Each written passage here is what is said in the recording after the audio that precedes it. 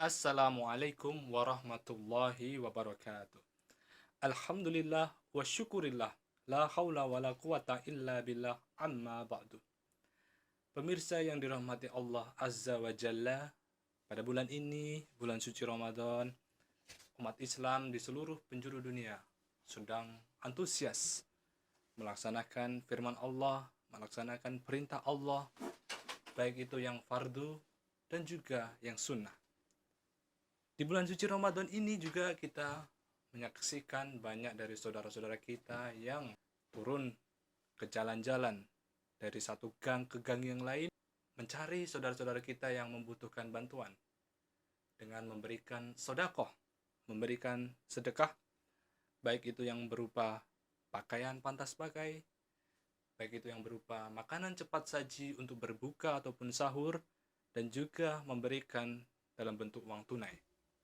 Sesungguhnya, jamaah yang dirahmati Allah, kebiasaan yang baik ini patut untuk kita lestarikan, untuk kita tradisikan terus-menerus, tidak hanya di bulan suci Ramadan saja.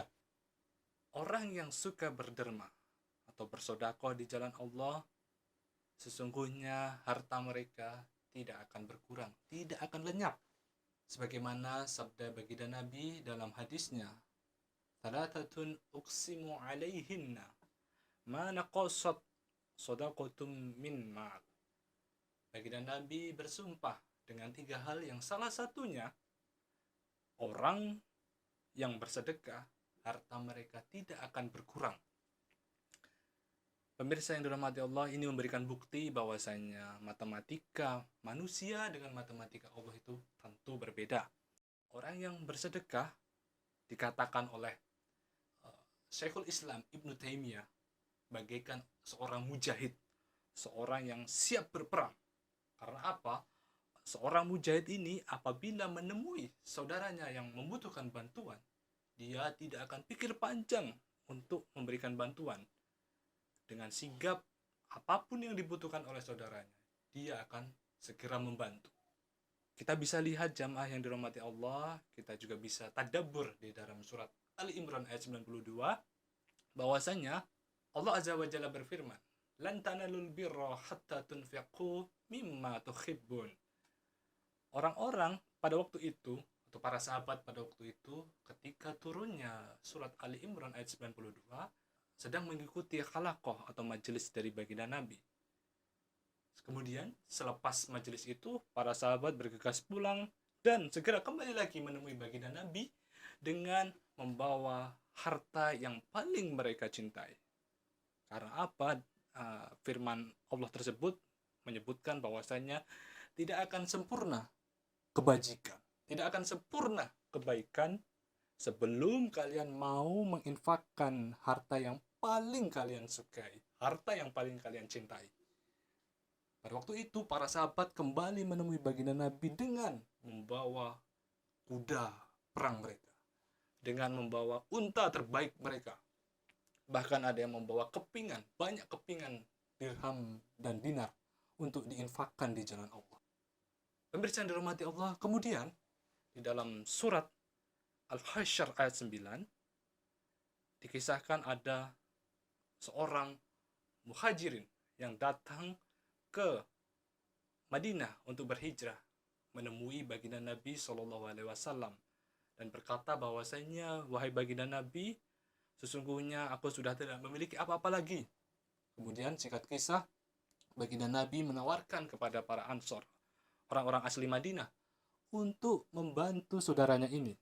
Dan dengan sigap, orang Ansor, ada salah seorang Ansor yang kemudian menawarkan diri untuk membantu sang muhajirin ini. Diajaklah ke rumah dan menanyakan kepada istrinya, "Wahai istriku, apakah engkau memiliki makanan untuk diberikan atau untuk dihidangkan kepada saudara kita muhajirin ini?" Sang istri menjawab, "Wahai suamiku, sesungguhnya ini adalah makanan terakhir yang harusnya dimakan oleh anak-anak, karena sejak dari tadi mereka menunggumu untuk pulang."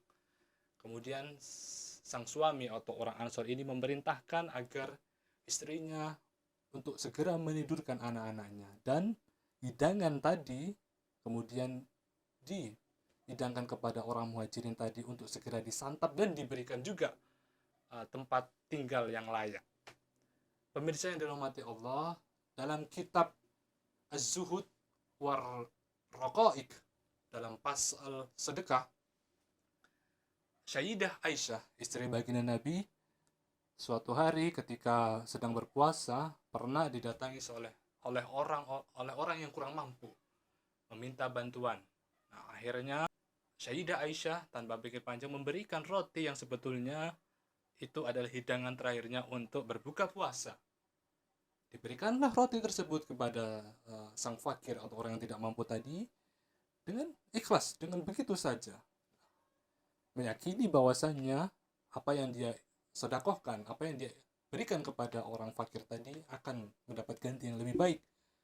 Dan benar, pemirsa yang dirahmati Allah, kemudian tidak berselang lama datanglah tetangganya yang memberikan kepada Sayyidah Aisyah makanan yang lebih enak, yaitu paha daging kambing. Subhanallah. Pemirsa, ini adalah bukti bahwasannya sedekah itu betul-betul tidak akan mengurangi harta kita. Tidak akan membuat kita menjadi miskin. Dan patut untuk kita praktekkan dalam kehidupan kita saat ini, apalagi saat ini kita sedang masa pandemi, sedang berada di masa-masa sulit. Kita yang memiliki kemampuan finansial lebih, patutnya untuk saling membantu saudara-saudara kita yang sedang terdampak dengan pandemi COVID ini. Setidaknya kita memberikan apa yang kita punya, baik itu berbentuk harta, baik itu berbentuk benda, kepada saudara-saudara kita yang membutuhkan.